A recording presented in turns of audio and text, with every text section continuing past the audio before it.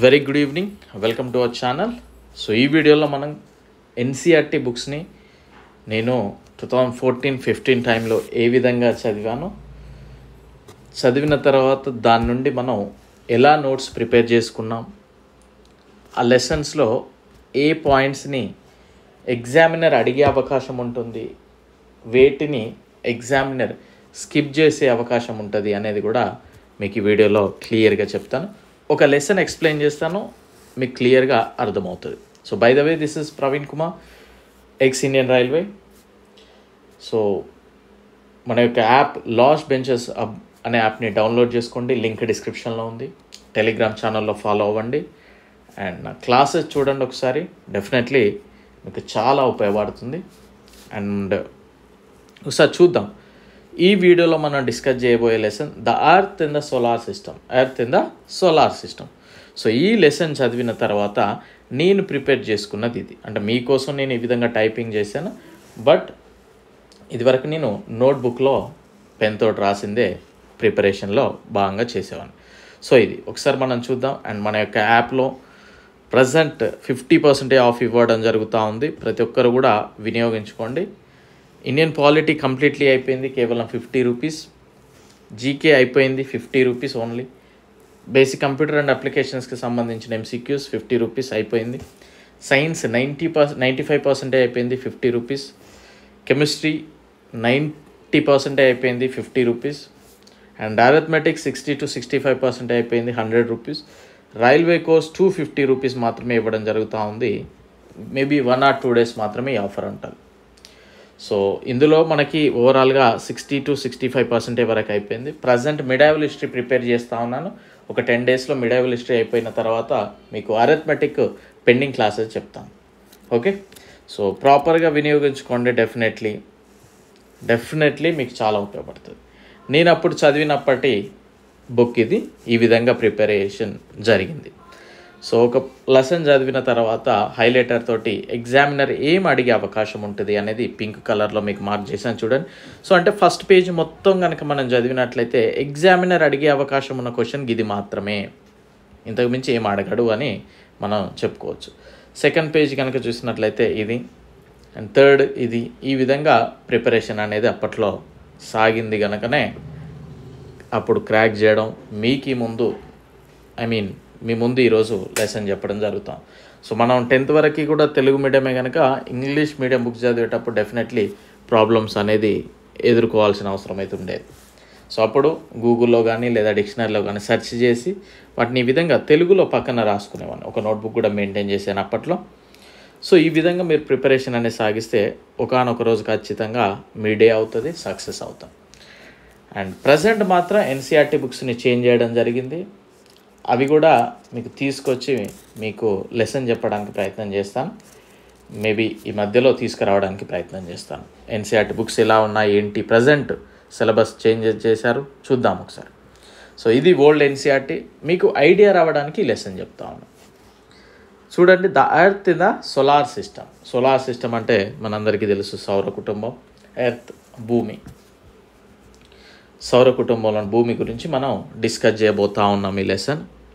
ఇక్కడ first paragraph కనుక చూసినట్లయితే, సో మనకి ఎగ్జామినర్ ఏం అడిగే అవకాశం ఉందనేది కూడా మీరే చెప్పండి, చూద్దాం. How wonderful it is to watch the sky after sunset. ఏమంటున్నాడండి, సూర్యాస్తమయం తర్వాత ఆకాశం చూడడానికి ఎంత అద్భుతంగా ఉంటుందని అంటున్నాడు. One would first notice 1 or 2 bright dots shining in the sky. ఏమంటున్నాడు, మనం ఆకాశం వైపు రాత్రిలు చూసినట్లయితే మొదటగా ఒక నక్షత్రం, ఆ తర్వాత నక్షత్రం, ఈ విధంగా లేట్ నైట్ అయిన కొద్దీ కూడా మనకి ఎక్కువ నక్షత్రాలు కనిపిస్తూ ఉంటాయి. Soon you would see the number increasing, పెరుగుతూ ఉంటాయి. You can't count them anymore, మన నక్షత్రాలని కౌంట్ చేయలేమంటున్నాడు. The whole sky is filled with tiny shining objects, some are bright, others dim. Tiny అంటే చిన్నది, ద హోల్ స్కై అంటే పూర్తి ఆకాశం కూడా చిన్నగా మెరిసే వస్తువులతోటి కనిపిస్తూ ఉంటాయి. అందులో కొన్ని ఎక్కువ షైనింగ్ కనిపిస్తూ ఉంటాయి, మరికొన్ని కొంచెం డిమ్గా కనిపిస్తూ ఉంటాయి అన్నాడు. It seems as if the sky studded with diamond. Studded అంటే పొదగడం, నిండి ఉండడం. అంటే ఆకాశము మనం మిడ్ నైట్ కనుక చూస్తే వజ్రాలతో పొదిగినట్లు కనిపిస్తుంది అంటున్నాడు. They all appear to be twinkling. అన్నీ కూడా మెరుస్తూ ఉన్నట్టు కనిపిస్తూ ఉంటాయి. But if you look at them carefully you will notice that some of them do not twinkle as others do. They simply glow without any flicker just as the moon shines. ఏం లేదండి, మనం కనుక చూసినట్లయితే moon కనుక చూస్తే ఈ విధంగానే ఉంటుంది. కొన్ని నక్షత్రాలు కనుక చూస్తే ఈ వీటిని ఏమంటారు, కొద్దిగా వాటి యొక్క ఫోకస్ అనేది కనిపిస్తూ ఉంటుంది. Focus, okay. సో ఆ విధంగా కొన్ని నక్షత్రాలు ఫోకస్గా కనిపిస్తూ ఉంటాయి, కొన్ని ఏదో అక్కడి వరకే వైట్ డాట్ లాగా కనిపిస్తూ ఉంటుంది అనేది చెప్పడం జరిగింది. సో మనం అబ్జర్వ్ చేసింది ఏంటంటే ఈ పారాగ్రాఫ్లో ఎగ్జామినర్ ఏమైనా అడిగే అవకాశం ఉందా? లేదు. సో ఈ పారాగ్రాఫ్ మనకి ఎగ్జామినర్ అడిగే అవకాశం లేదు కనుక అందులో నుండి మనం నోట్స్ ప్రిపేర్ చేసుకోవాల్సిన అవసరం ఏమీ లేదు. ఓకే, సో నెక్స్ట్ చూద్దాం. Along with these bright objects you may also see the moon on most of the dates. ఏమంటున్నాడు, ఇలాంటి మెరిసే వస్తువులతో పాటు మనం ఎక్కువ రోజులు చంద్రుడిని కూడా చూస్తామంటున్నాడు. It may however appear different times in different shapes and at different positions.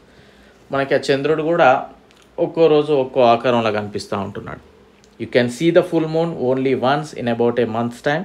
It is a full moon night or పూర్ణిమ. సో ఇక్కడ ఇది ఒకటి మనం నోట్ చేసుకోవాలి నోట్స్లో. ఎందుకంటే చిన్నపాటి టీచర్ పేపర్ కనుక తయారు చేస్తే ఈ క్వశ్చన్ అడిగే అవకాశం ఉంటుంది. You can see the full moon only once in about a months time. It is full moon night or purnima. ఏమంటున్నాడు, మనం నిండు చంద్రుడిని నెలకు ఒకటేసారి చూస్తామంటున్నాడు. అది దాన్నే పూర్ణిమ లేదా పూర్తి చంద్రుడు అని మనం చెప్పవచ్చు అంటున్నాడు. ఏ ఫోర్ట్ నైట్ లాటర్, కొన్ని రోజుల తర్వాత you can't see it at all. మనం కొన్ని రోజుల తర్వాత చంద్రుడిని ఒకరోజు అసలే చూడమంటున్నాడు. It is a new moon night or amavasya. It is a new moon night or amavasya అంటున్నాడు. సో అంటే ఒక నార్మల్ టీచర్ కనుక పేపర్ ప్రిపరేషన్ చేస్తే మేబీ ఈ క్వశ్చన్ అడిగే అవకాశం ఉంటుంది. సో ఇది మనం నోట్స్లో ప్రిపేర్ చేసుకోవాలి. On this day you can watch the night sky best provided it is a clear night. On this day you can watch the night sky best provided it is a clear night. ఏమంటున్నాడు, అమావాస్య రోజు మనకి చంద్రుడు ఉండడు కనుక మనకు క్లియర్గా కనిపిస్తూ ఉంటుంది. మిగిలిన నక్షత్రాలంతా కూడా మనకి పర్ఫెక్ట్గా కనిపిస్తూ ఉంటుంది అంటున్నాడు. సో ఈ పారాగ్రాఫ్లో మనం మెన్షన్ చేసుకున్నది ఏంటంటే ఓన్లీ ఈ రెడ్ కలర్ పోర్షన్ మాత్రమే. సో ఈ విధంగా మన ప్రిపరేషన్ అని ఉండాలి. Do you wonder why can't we see the moon and all those brightly objects during day time. ఏమంటున్నాడు, మీరు ఆశ్చర్యపోయారా, మరి డే టైంలో మనకి అవన్నీ ఎందుకు కనబడట్లేవు, చంద్రుడే కావచ్చు నక్షత్రాలే కావచ్చు.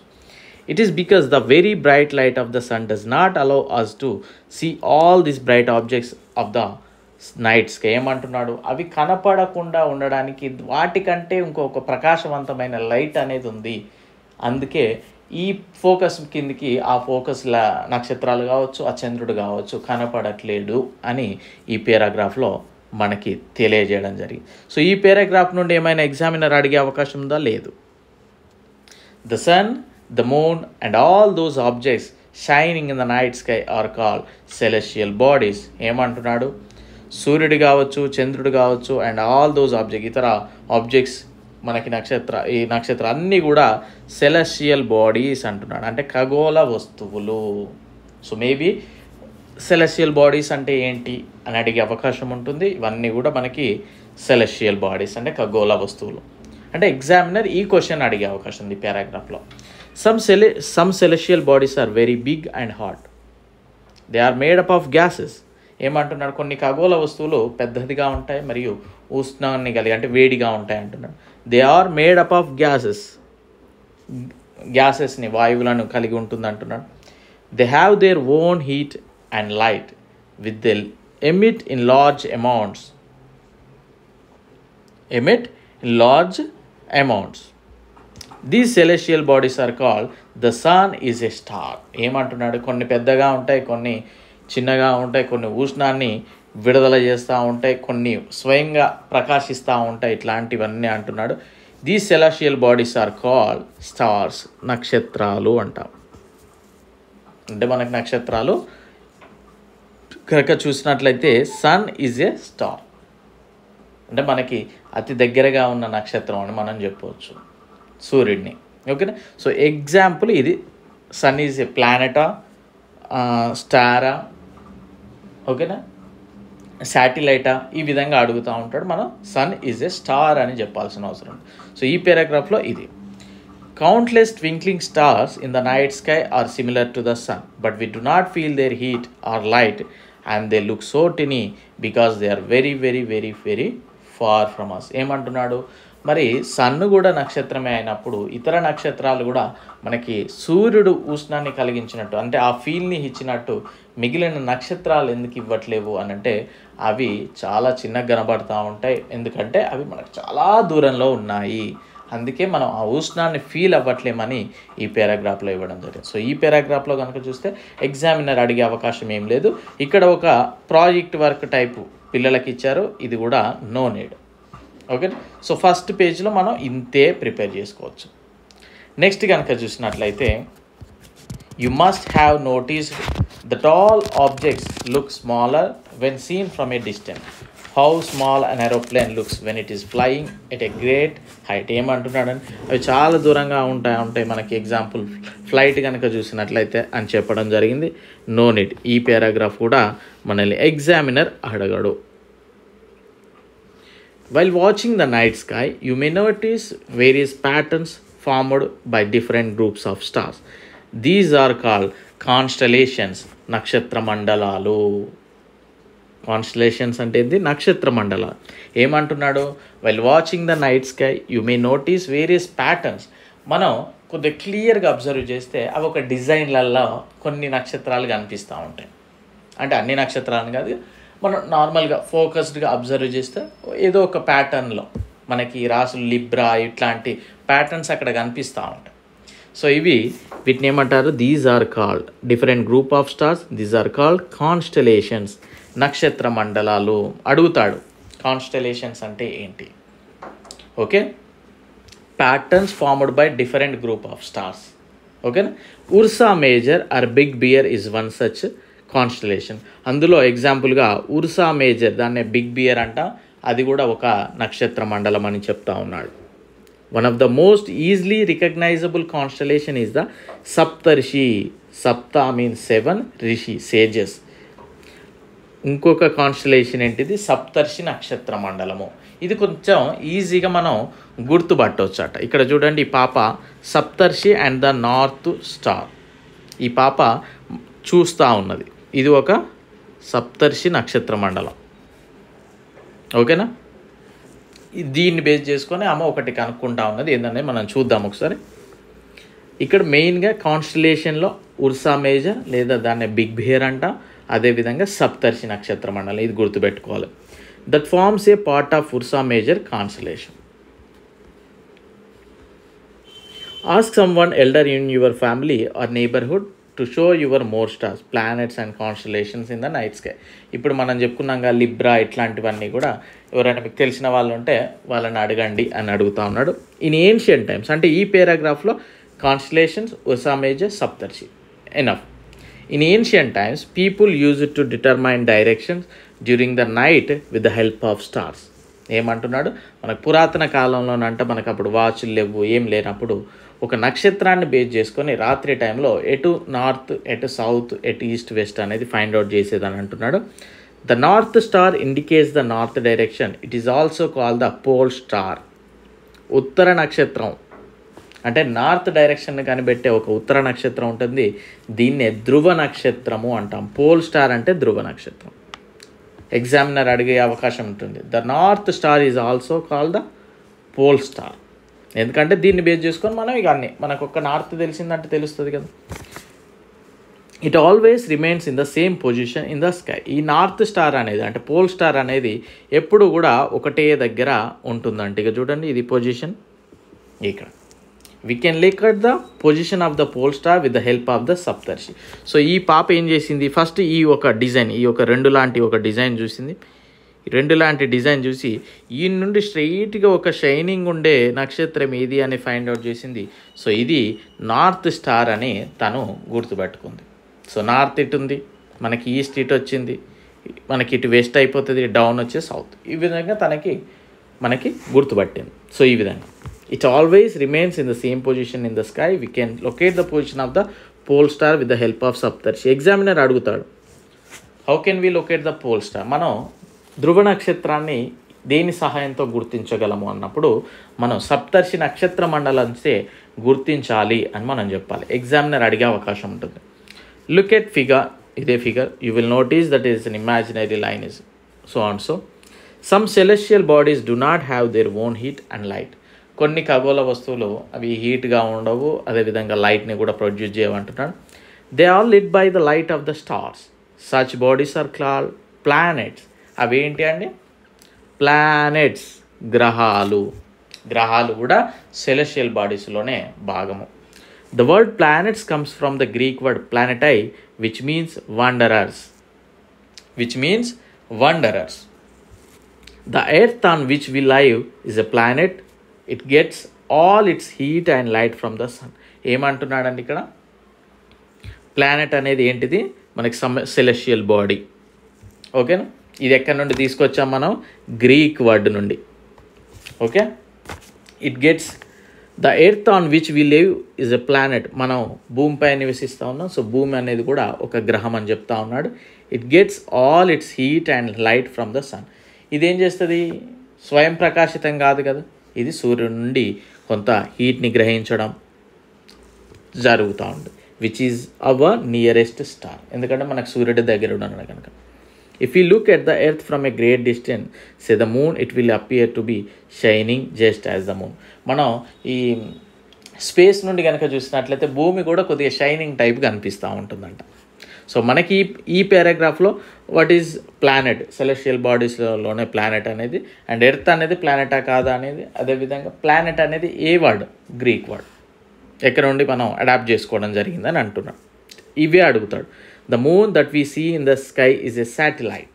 It is a companion of our earth and moves around it like our earth. There are seven other planets that get heat and light from the sun. Some of them have their moons too.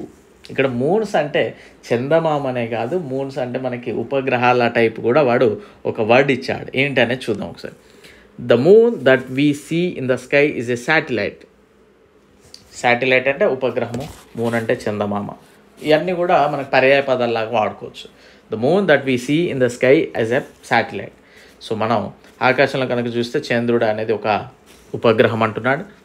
It is a companion of our earth and moves around it. భూమి చుట్టూ తిరుగుతూ ఉంటుంది. అదేవిధంగా మన భూమి లాగానే ఇతర 7 గ్రహాలు ఉన్నాయంటున్నాడు. అవి కూడా సూర్యుడి నుండి హీట్ని గ్రహించడం జరుగుతూ ఉంటుంది. వాటికి కూడా మనకున్న చంద్రుడి లాగానే ఇతర వాటి ఉపగ్రహాలు కూడా ఉన్నాయంటున్నాడు. Have their moons too. ఓకేనా? సో ఇక్కడ మూన్స్ టూ అన్నాడంటే ఇక్కడ శాటిలైట్ అనే వర్డ్ లాగా వాడు తీసుకోవడం జరిగింది. సో ఇక్కడ అడిగేది ఏంటిది? మూన్ అనేది దేనికి శాటిలైట్? చందమామ అనేది దేనికి శాటిలైట్? అఫ్కోర్స్ అర్త్కి. అదేవిధంగా ఎన్ని ప్లానెట్స్ ఉన్నాయి? 7 ప్లానెట్స్ ఉన్నాయని మనం చెప్పుకోవచ్చు. ఇక్కడ చూడండి, ఇవి బాక్స్లలో కూడా చదవాలండి ఎన్సీఆర్టీలో. Jupiter, Saturn and Uranus have rings around them. These are belts of small debris. These rings may be seen from the earth with the help of powerful telescope. ఈ జూపిటర్ కానీ, శాటర్న్ కానీ, యురేనస్ కానీ ఈ గ్రహాల చుట్టూ ring వలయాలు ఉంటాయంట. వీటిని మనం మంచి టెలిస్కోప్లు కనుక యూజ్ చేస్తే మనకు కనిపిస్తాయి అంట. ఇది సో వేటికి రింగ్స్ ఉంటాయి అని ఎగ్జామినర్ అడిగే అవకాశం ఉంటుంది. సో మనం ఈ బాక్స్ నుండి కూడా క్వశ్చన్ నేర్చుకోవచ్చు. ఇక్కడ చూడండి, the solar system, the sun, 8 planets, satellites and some other celestial bodies known as asteroids. ఇక్కడ ఏమన్నాడు? Sun and 8 planets, of course earth and other 7 planets, total 8 planets. యాక్చువల్గా 9 అనేది అప్పట్లో ఉండేది.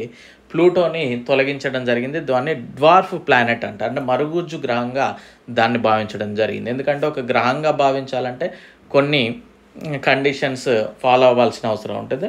అయితే ఆ ప్లూటో గ్రహం అయితే కొన్నిటిని ఫాలో అవ్వలేదు. సో అది గ్రహం కాదు, అది మరుగుజ్జు గ్రహంగా కన్సిడర్ చేశారు. సో అప్పటి నుండి 8 ప్లానెట్స్, మనకి 7 ప్లస్ అర్త్. ఓకేనా?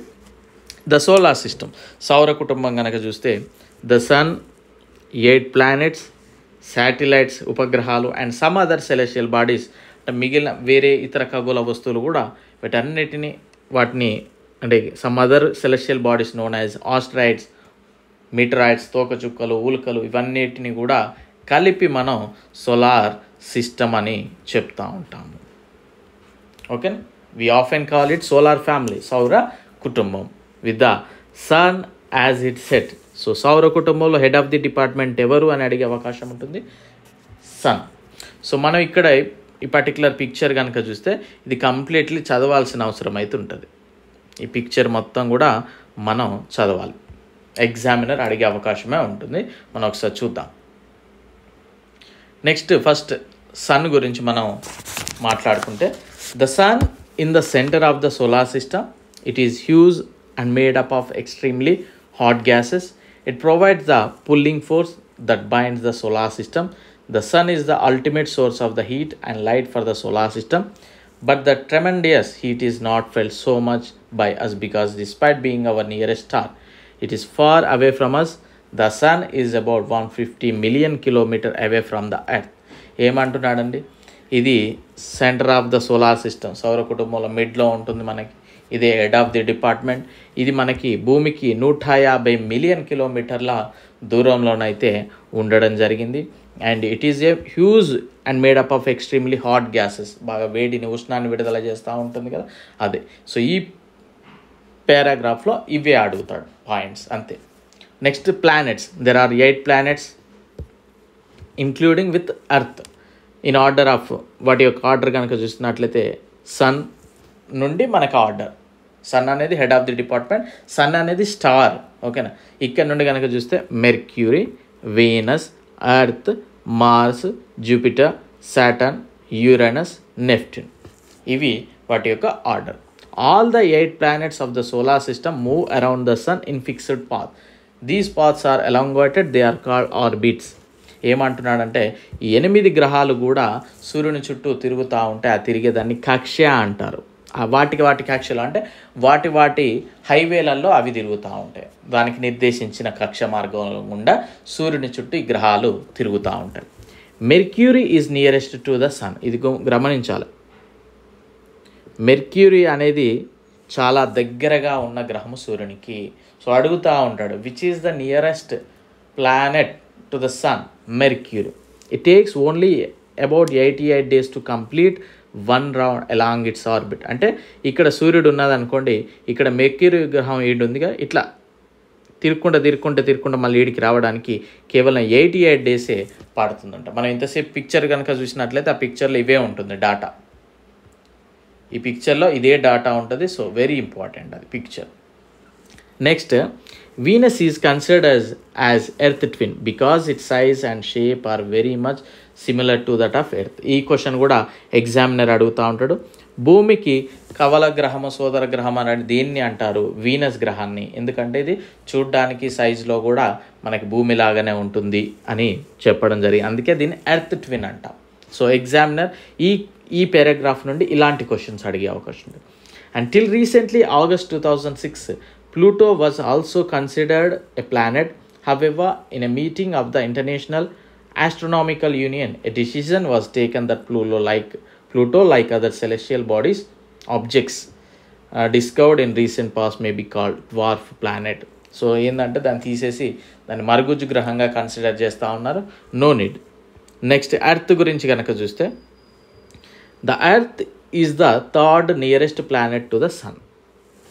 థర్డ్ నియరెస్ట్ ఏమన్నాడు, 3వ అతి దగ్గర గ్రహం దేనికి? సూర్యునికి. అడిగే అవకాశం ఉంటుంది. In size it is the 5th largest. అంటే మనకి సైజు పరంగా కనుక చూసినట్లయితే 5వది. It is slightly flattened at the poles, that is why it shape is described as a geoid. Geoid means an earth like shape. మనకి భూమి అనేది గుండ్రంగా ఏముండదండి, కొద్దిగా ఈ విధంగా ఇక్కడ మాత్రం నొక్కి ఉంటుంది, కొంచెం ఇట్లా ప్రెస్ చేసినట్టు. దాన్ని పర్టికులర్గా షేప్ ఏంటిది అంటే జియాయిడ్ షేప్ అని చెప్తాం. సో ఇది కూడా గుర్తుపెట్టుకోవడానికి ప్రయత్నం చేయండి. జియాయిడ్ షేప్ అంటే ఏంటిది? ఎర్త్ ఎలా ఉందో అదే షేప్. ఓకేనా. Next, conditions favourable. Geoid means an earth like shape. Conditions favourable to support life are probably found only on the earth. Maybe ఇక్కడే జీవం బతికి ఉండడానికి అవకాశం ఉంది అని అంటున్నాడు. The earth is neither too hot not too cold. ఎందుకంటే ఇక్కడ జీవం ఎందుకు మరీ వేడిగా లేదు, మరీ కూల్గా లేదు. It has water and air, ఇక్కడ జలం ఉంది, గాలి ఉంది, which are very essential for our survival, మనం బతకడానికి పర్ఫెక్ట్గా. The air has life supporting gases like oxygen. Because of these reasons the earth is a unique planet in the solar system. So ఎందుకంటే అన్ని రకాలుగా జీవం మనుగడ సాధించడానికి ఇక్కడ స్కోప్ ఉంది కనుక ఇది కొంచెం మిగతా గ్రహాలతో పోలిస్తే డిఫరెంట్ గ్రహం అని చెప్తా ఉన్నాడు. From the outer space the earth appears blue because it's 2/3 surface is covered by water. So అడిగే అవకాశం ఉంటుంది. మనం స్పేస్ నుండి కనుక చూస్తే ఈ భూమి బ్లూ కలర్లో కనిపిస్తూ ఉంటుంది. ఎందుకనంటే 2/3 ఆఫ్ పోర్షన్ మనకి వాటర్ తోటే నిండిపోయి ఉంది కనుక. సో అందుకే దీన్ని బ్లూ ప్లానెట్ అంటాం. ఎగ్జామినర్ అడిగే అవకాశం ఉంటుంది, బ్లూ ప్లానెట్ అని దేన్ని అంటారు, లేదా ఎర్త్ని ఏ ప్లానెట్ అంటాం, బ్లూ ప్లానెట్. సో ఈ విధంగా మనం ప్రిపేర్ చేసుకోవాలి. సో ఈ బాక్స్లను మర్చిపోద్దని చెప్పుకున్నాగా. Do you know sol in Roman mythology is the sun god. Solar అనేది ఎక్కడ నుండి వచ్చింది అనేది. And many words used in a language may have been taken from some other languages. Geography, for example, is an English word. It has its origin in Greek, which relates to the description of the earth. It is made of 2 Greek words, G meaning earth and graphia meaning writing. So geography అనేది ఏ విధంగా వచ్చింది అనే question ఇక్కడ. ఇది ఏం పెద్దగా అడగడు, but నేర్చుకోవాలి. Do you no humans have always been fascinated gazing at the night sky. Those who study the celestial bodies and their movements are called astronomers. మనకి ఖగోళ శాస్త్రవేత్తల గురించి ఇక్కడ ఆస్ట్రోనామర్స్ ఏంటి అనేది అడుగుతా ఉన్నాడు. Aryabhata was a famous astronomer of ancient India. He said that the moon and the planets shine due to reflected sunlight. ఏమంటున్నాడు ఇక్కడ ఆర్యభట్ట అన్నాడంట, మూన్ కావచ్చు, అదేవిధంగా గ్రహాలు కావచ్చు, కొద్దిగా మెరవడానికి కారణం ఏంటి అంటే sun. Today astronomers all over the world are busy exploring the universe. So ఇది నెక్స్ట్ కనుక చూస్తే ద మూన్ గురించి మనం చూద్దాం. Our earth has only 1 satellite. మనం అనుకున్నాం అదే moon. That is the moon. Its diameter is only 1/4 that of the earth. దీని యొక్క డయామీటర్ ఎంత ఉంటుందట అంటే మన ఎర్త్ డయామీటర్లో 1/3 పోర్షన్ ఉంటుందట. మీకు వీలైతే ఎర్త్ డయామీటర్ ఎంత అనేది తెలియజేయండి. It appears so big because it is nearest to our planet then other celestial body. ఇది చూడ్డానికి కొద్దిగా పెద్దగానే కనిపిస్తూ ఉంటుంది మనకి కంపేర్ టు స్టార్స్. ఎందుకంటే ఇది మనకి చాలా దగ్గరగా ఉంది. ఇది 3,84,400 కిలోమీటర్ల దూరంలో మనకి మూన్ అనేది ఉండడం జరిగింది. ఇది కూడా ఎగ్జామినర్ అడగవచ్చు. Now you can compare the distance of the earth from the sun and that from the moon. So మనం కంపేర్ చేసుకుంటే అది 150 మిలియన్ కిలోమీటర్, ఇది 3,84,400 kilometre. The moon moves around the earth in about 27 days. ఈ question అడిగే అవకాశం ఉంటుంది.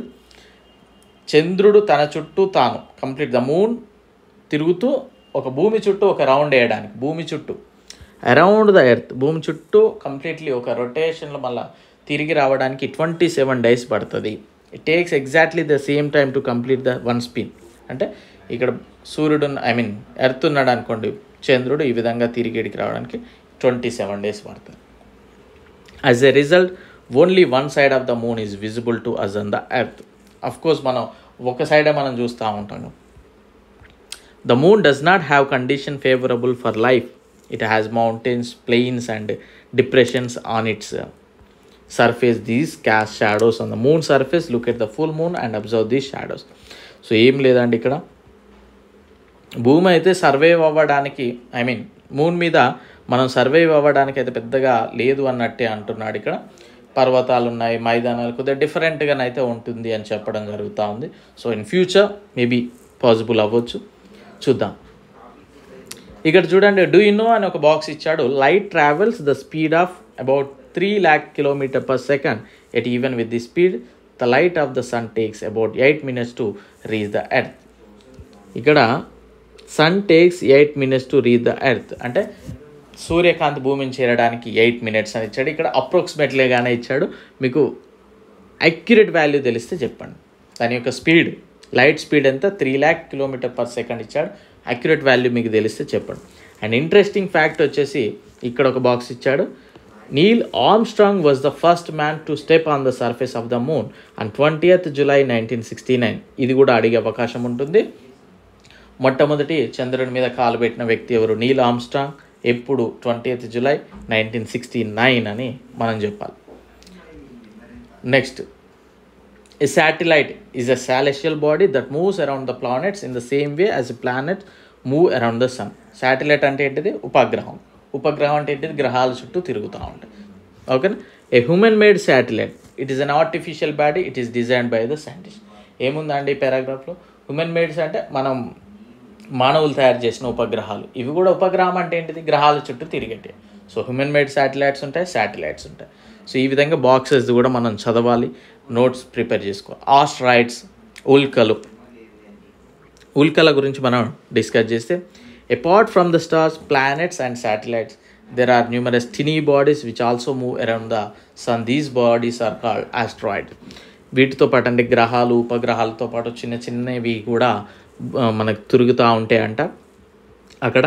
వీటన్నిటిని మనం ఆస్ట్రాయిడ్స్ అంటాం. They are found between the orbits of Mars and Jupiter. Very important ఈ పారాగ్రాఫ్లో ఇది మాత్రమే. ఈ ఆస్ట్రాయిడ్స్ ఏ గ్రహాల మధ్య ఉంటాయి అంటే మార్స్ అండ్ జూపిటర్ మధ్య ఈ ఆస్ట్రాయిడ్స్ అనే గ్రహాలు తిరుగుతూ ఉంటాయి. Mars and Jupiter. Scientist are of the view that asteroids are a part of a planet which exploded many years back. అవి కూడా ప్లానెట్స్లో భాగంగానే అప్పట్లో ప్లానెట్స్ తిరుగుతూ ఎక్కడన్నా క్లాషెస్ గుద్దుకున్నప్పుడు వాటి నుండి విడిపోయిన పార్టికల్స్ ఇంకా అక్కడ తిరుగుతూ ఉన్నాయని చెప్పడం జరిగింది. బట్ ఎగ్జామినర్ అడిగే క్వశ్చన్, అవి ఏ గ్రహాల మధ్యలో ఉంటాయి? ఎక్కడెక్కడ? మార్స్ అండ్ జూపిటర్స్ మధ్యలో. And meteoroids, the small pieces of rocks which move around the sun is called meteoroids. ఈ మీటరాయిడ్స్ కూడా చిన్న చిన్న పీసెస్ లాగా అక్కడక్కడ తిరుగుతూ ఉంటాయి. Sometimes these meteoroids come near the earth and tend to drop upon it. ఇవి కొన్నిసార్లు భూమి మీద పడుతూ ఉంటాయి. During this process due to friction with the air they get heated up and burn. అవి భూమికి వచ్చే క్రమంలోనంట అవి మన హీట్ని తట్టుకోలేక బర్న్ అయిపోతూ ఉంటాయి. It causes a flash of light. Sometimes a meteoroid without being completely burn falls on the earth and creates a hollow. అప్పుడప్పుడు అవి కింద పడి మనకి పెద్ద పెద్ద రంధ్రాలు లాంటివి కూడా చేస్తే అంట. Do you see a whitish broad band like a white glowing path across the sky and a clear starry night? It is a cluster of millions of stars. This band is the Milky Way galaxy. ఏమంటున్నాడని మనం పర్ఫెక్ట్గా కనుక observe చేస్తే ఎక్కువ నక్షత్రాలు కనిపిస్తూ ఉంటాయి. ఇట్లా దగ్గర దగ్గర ఒక వైట్ పెయింట్ టైప్ కనిపిస్తూ ఉంటుంది. దాన్నే గెలాక్సీ అంట. Milky way of Galaxy. Our solar system is a part of this Galaxy. అంటే మన సౌర కుటుంబం కూడా ఆ గెలాక్సీ లాంటిదే, ఒక గెలాక్సీలో భాగంగా. In ancient India, it was imagined to be a river of light flowing in the sky. అందుకే ఆకాశగంగా అంటాం మనం. అంటే ఆ వైట్నెస్ అంతా కూడా ఒక వైట్ రివర్, మనకు వాటర్ పోతా ఉన్నది రివర్ లాగా ఉంటుంది కనుక ఆకాశగంగా అంటూ ఉంటాం general. thus it was named Akashganga. A galaxy is a huge system of billions of stars, clouds, dust and gas. ఇదేంటిది? నక్షత్రాలు అన్నీగా అదొక మనకి ఇప్పుడు నేను ఇక్కడ హైదరాబాద్లో పడుకొని చూసినప్పుడు నాకు అంతా కనిపించే ఒక నక్షత్రాలంతా కూడా అదొక గెలాక్సీ. ఇంకొకరు యూఎస్లో కూర్చొని ఉన్నారు, వాళ్ళు నైట్ టైం చూసినప్పుడు వాళ్ళకి కనిపించేదంతా అది ఒక గెలాక్సీ. ఈ విధంగా these are millions of such galaxies that makes the universe. ఇలాంటి గెలాక్సీస్ అన్నీ కలిపి విశ్వము అంటాం, universe. It is difficult to imagine how big the universe is. So మనం ఇది ఇంపాసిబుల్ అన్నట్టే కదా, అంటే ఎంత పెద్దదా మన విశ్వం అన్నట్టు మనం ఆలోచించవచ్చు. And scientist are still trying to find out more and more about it.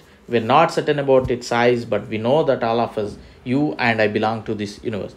ఇది ఎట్లాంటిది, ఎంత పెద్దది అనేది పక్కన పెడితే మనందరం కూడా ఇందులో వాళ్ళమే అని చెప్పడం జరుగుతుంది. సో ఇక్కడ చూడండి, మనుషులం ఎక్కడ ఉన్నాం? ఎర్త్ మీద. ఇది ఎక్కడ భాగం? సోలార్ సిస్టంలో భాగం. ఇదన్నీ కలిపితే మిల్కీ వే గెలాక్సీ. ఇలాంటి మిల్కీ వే గెలాక్సీ కలిపితే యూనివర్స్. సో ఇది మనం లెసన్. సో ఇక్కడ ఒక పర్టికులర్ పిక్చర్ కనుక మనకి ఇక్కడ మిస్ అయింది, చూద్దాం. ఈ థర్డ్ పోర్షన్లో కనుక చూస్తే ఒక్కొక్క గ్రహం గురించి ఇక్కడ చూడండి. Mercury 1 of 88 days, 250 days. అంటే తన చుట్టూ తిరగడానికి ఎన్ని గంటలు పడుతుంది, సూర్యుని చుట్టూ తిరగడానికి ఎన్ని గంటలు పడుతుంది, పర్టికులర్ ఈ పిక్చర్ మొత్తం కూడా మనకి ఇంపార్టెంట్. అండ్ ఆస్ట్రాయిడ్ బెడ్స్ ఇగో ఇక్కడ. అండ్ జూపిటర్కి, సాటర్న్కి, యురేనస్కి మనకు వలయాలు అన్నాం కదా, అవి. ఇవన్నీ కూడా ఈ పర్టికులర్ పిక్చర్ నుండి కంప్లీట్లీ ఎగ్జామినర్ ఫోకస్ చేసే అవకాశం ఉంటుంది. సో మీకు ఈ లెసన్ అర్థమైతే ఒకసారి చూడండి, మీరు యాప్ డౌన్లోడ్ చేసుకొని తీసుకోండి, డెఫినెట్లీ మీకు చాలా ఉపయోగపడుతుంది ఖచ్చితంగా. రైట్, వీటి ఆన్సర్ చెప్పండి. The planet known as the earth twin అని ఏ గ్రహాన్ని అంటాం? Which is the third nearest planet to the sun? ఏది 3వ అతి దగ్గర గ్రహం సన్కి? All the planets move around the sun in ఏ విధంగా తిరుగుతూ ఉంటాయి? The pole star indicates the direction to the, దేనికి ఇండికేట్ చేస్తాం? Asteroids are found between the orbits of, వేటి మధ్యలో. సో ఈ క్వశ్చన్స్ కూడా చెప్పడానికి ప్రయత్నం చేయండి, ఈ ఫిల్ ఇన్ ద బ్లాంక్స్ కూడా. A group of dash forming various patterns is called a dash. A huge system of stars is called dash. Dash is the closest celestial body to our earth. Dash is the third nearest planet to the sun. Planets do not have their own dash and dash. మనకి నక్షత్రాలు అనేది own హీట్ని gather చేస్తూ ఉంటాయి, but గ్రహాలు ఎక్కడి నుండి గ్రహిస్తాయి అనేదే క్వశ్చన్. సో మనం వీటిని ప్రిపేర్ చేసుకున్న తర్వాత అంత చదివాం, వాటిని మనం ఒక తెలుగులో ప్రిపేర్ చేసుకుంటే ఈ విధంగా ఉంటాం. మనం ప్రతిరోజు చంద్రుని వివిధ రకాల ఆకారాల్లో చూస్తూ ఉంటాం. ఫాస్ట్గా చదువుతా, ఫోకస్ చేయండి. ప్రతి నెలలో ఒకసారి పూర్తి చంద్రుడిని మనం చూస్తూనే ఉంటాం. పూర్ణిమ అంటాం, ఫుల్ మూన్. ఒకరోజు అసలు చంద్రుడిని మనం చూడలేం, అమావాస్య అంటాం. సూర్యుడు, చంద్రుడు మరియు ఆకాశంలో ప్రకాశించే వస్తువులు అంటే ఖగోళ వస్తువులు అంటాం, సెలెస్టియల్ బాడీస్. కొన్ని వస్తువులు పెద్దగా ఉంటాయి మరియు కొన్ని వేడిగా ఉంటాయి, వాయువులు వచ్చి నిండి ఉంటాయి, ఉష్ణాన్ని మరియు కాంతిని విడుదల చేస్తాయి.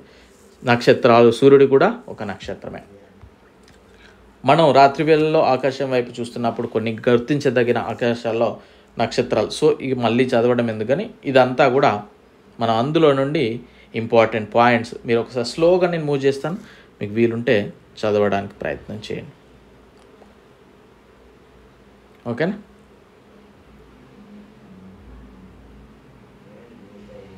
ఈ విధంగా చూడండి.